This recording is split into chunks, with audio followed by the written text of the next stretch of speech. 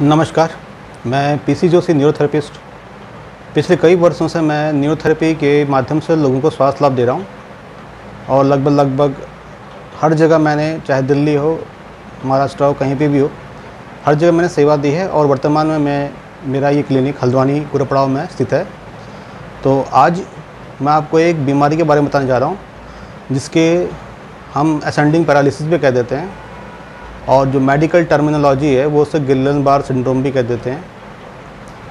Ascending paralysis और गिल्लन-बार syndrome एक ही शब्द के दो पहलू हैं।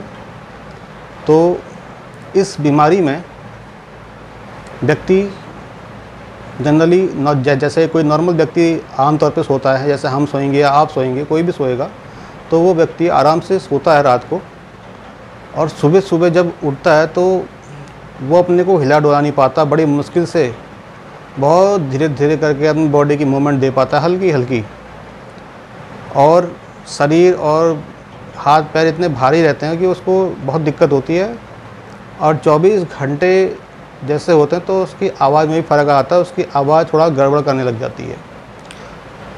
तो इसलिए हम इसको असेंडिंग पैरालिसिस कहते हैं।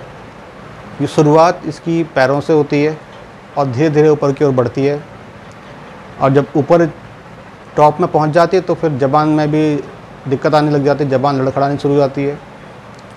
तो हम इसको असेंडिंग पैरालिसिस कहते हैं और जिसका मेडिकल टर्मिनोलॉजी का नाम गिल्लन-बार सिंड्रोम भी है।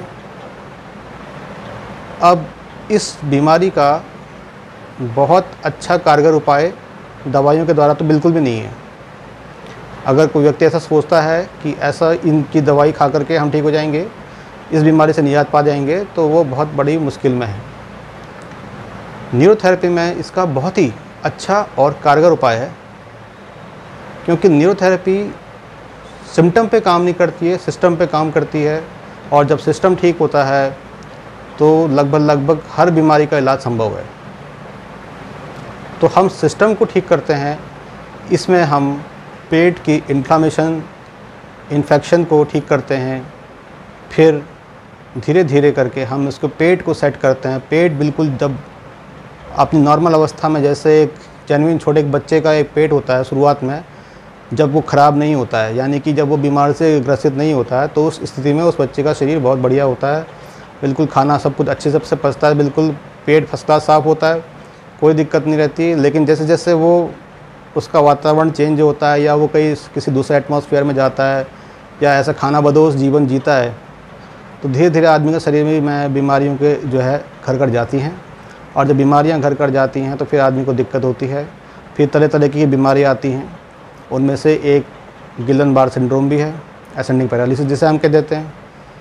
तो हम इसमें इन्फ्लेमेशन ठीक करते हैं, इन्फेक्शन ठीक करते हैं, पेट को ठीक करते हैं और विटामिन्स की कमी जो है वो धीरे धीरे करके शरीर के द्वारा ही पूरी जब हमारा पेट ठीक हो जाता है तो हमारा सिस्टम सारी चीज़ों को एब्जॉर्ब करना शुरू कर देता है।